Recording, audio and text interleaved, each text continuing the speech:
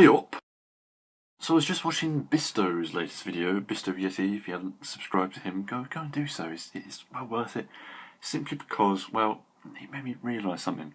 He does a thing every week, which is, more than I can say anymore, where he just digs out a bot and talks about it. And I just thought, you know what, yeah, I used to do that, didn't I?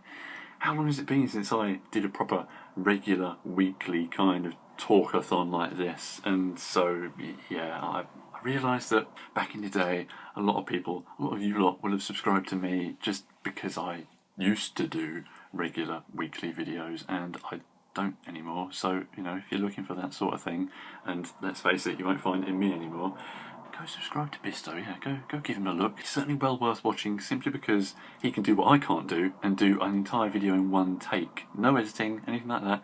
He just talks and gets all that out there in a very organic manner, rather than me, where I'll be cutting everything up all the time. But yeah, I watched his latest and just thought, you know what, why don't I just stick the camera on and at least pretend that I still do this in a regular fashion?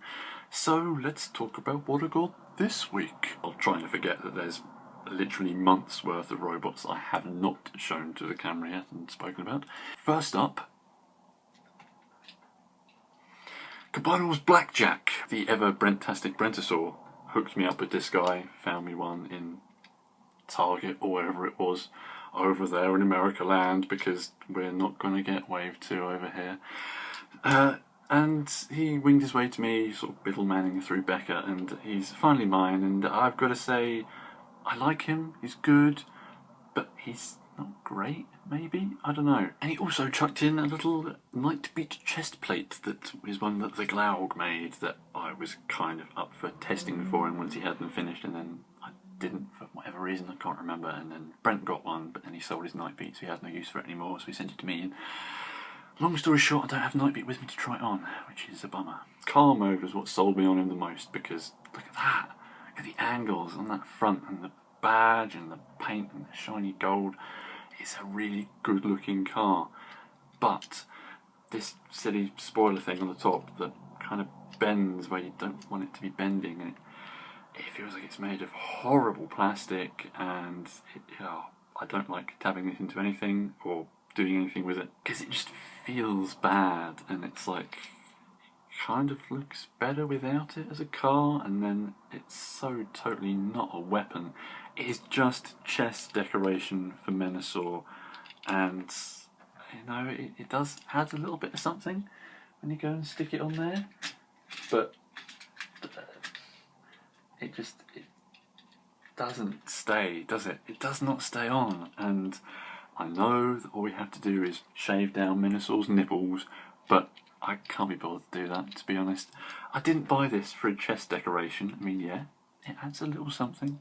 Nice bit of visual pop with the gold and the extra... Well, it's not really black, it's more really dark grey. But, yeah, I don't know. He can be a chest or just a car on a stick, but it just doesn't quite work. And, to be honest, I don't think it's Menasor's fault, because when you look at the pegs, there's like a good solid... It's almost like half a centimetre worth of smaller peg where it doesn't taper that he fits on, and that is usually more than enough for like a bot to hold a gun by. So I don't think it's to do with the pegs, I think it's to do with the holes on the bottom of this just being a bit too loose, because if they were just a little bit tighter, it wouldn't matter how far the pegs go in, he'd stay on there. So I think shaving down those bits is kind of the wrong thing to do, and the real problem lies in this guy. To put it plainly, I think I can live with Menasor's chest just looking like that. Which makes Blackjack just a cool little car guy. And he is a pretty cool little car guy. Although, I've got to say, there are some problems with this robot mode that I find. His shoulders are just too low down. That's not where they should be. The joint should be like here somewhere. So he's got like stuff up the top. It doesn't look right having them jointed there like that. It seems off somehow, like everything's kind of shifted down, because it's like his legs start really quite far down his body, and he's got a really long torso, and I don't know.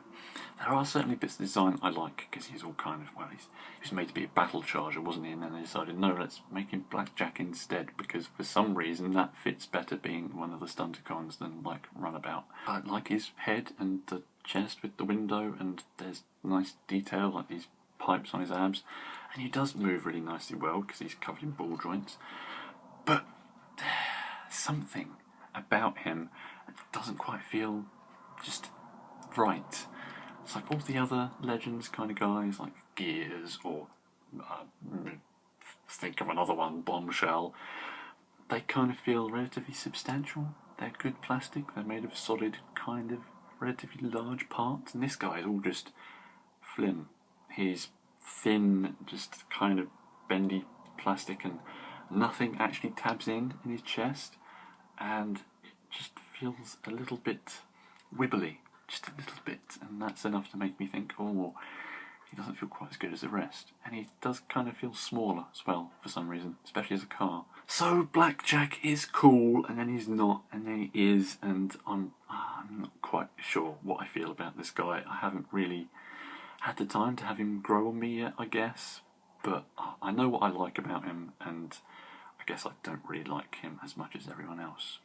I guess the worst part is that when the Rodimus repaint of that comes out, I will buy it, because I do want a new Rodimus figure no matter what the hell it looks like, and the thought of owning this thing twice, and neither of those twice usages actually being Runabout or Runamuck, doesn't really feel that great. A fun fact, the first time I encountered Blackjack was in that 3D battle card game that they did when the first film came out, when they were like classic ones, and I got a packet and one of them was Blackjack, and I was like, I've never heard of this guy, how does he qualify for being a classic bot? And he looked pretty much like that, so he's got that going for him, I guess. Moving on to my very, very latest purchase, I went for a hunt, because RID, Jazz and Sideswipe have now come out in Sainsbury's in some places, and I thought, you know what, I can walk to Sainsbury's, it's about half an hour away, but I can walk to it.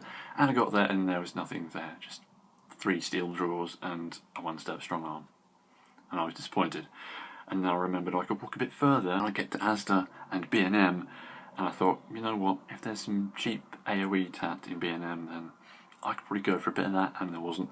And all that was in Asda was a single, the only Transformer in their pitifully small toy section, was a single Legion Fix-It, and I thought, you know what, he's brand new, he's just come out. Apparently he's quite hard to get hold of, but there he was, just dangling there, the only Transformer on the peg, so I thought, I guess I'm going to have to go for him to make this trip not a complete waste of my time. But you know what, he's really rather ruddy good. I mean, let's face it, for a Legion figure, he's way too big, and he's actually bigger than most of the others, I would say. So it's kind of just more like he's the in-scale version to like all the deluxe size ones, I guess. So he's not really a Legion figure, he's just a really, really, really small deluxe. For a guy who hasn't got any legs, he is loaded with joints. He's got like a ball joint in his torso, and he can go sort of bend up and down, and his neck's on all these hinges, and you can kind of hide his face, but that's not something you're supposed to do. And his arms are all ball jointy, and well, I suppose my only sticking point with him is the fact that he's got drills for hands all the time. So he can only fix things that require drills. Like, you know, he could put some shelves up for you, except he can't hold the shelves. I don't know. It's vaguely menacing as well. The kind of perpetual grin he's got on his face. It's kind of creepy. But for a cute little version of Segway Rung, I guess he's the best you're going to get. He does everything you need to. He's got big rolling wheels and all the points of articulation that you see him use on the show. And then you fold him in half and he's a thing with drills and wheels, and he rolls along. It's almost a better alt mode than like the Fallen got, so all in all, you know, he's a really, really nice little guy, because he does everything that really you would expect a kind of deluxe equivalent to do. It's just that he's small. If you're a fan of the RID show, and I guess I'd say I am, I do quite enjoy the episodes I've seen, or maybe you're just a fan of little tiny orange robots, then I'd say definitely pick him up. He feels just really good. So those are 2 bots I picked up this week while I'm trying to keep money within my grasp, and I wait for an air raid coming from Brent and an off-road that I pre-ordered from Masterforce, so I can finally have a proper complete Superion and Menasor and be like, proper Combiner Wars time, actually having a Combiner War and not just have one of them stood there with all the limbs and the other one with just 2 legs, and it's like, well, it's not really much of a fight, is it?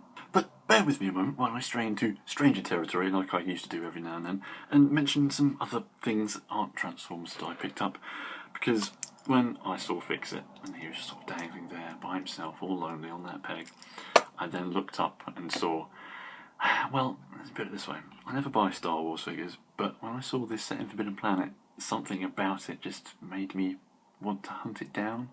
I didn't really want to buy it there and then, because I thought, Star Wars figures, I don't buy them. And I went away and thought about it and thought, I kind of need that.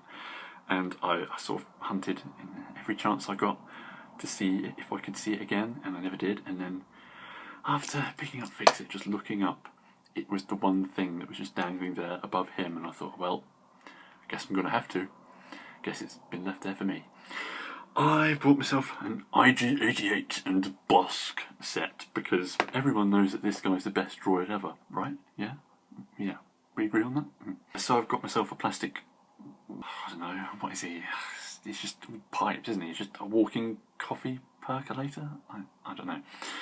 Yeah, got me a good old assassin droid and his lizard man bro, and they're really bad figures, you know? I mean, I knew that they'd cut a load of articulation out of, well, pretty much everything this size that Hasbro does these days is pretty bad, but they're like old 70s, just 5 points of articulation things, and part of me is like, oh, come on, it's 2015, you could give these elbows and knees at least.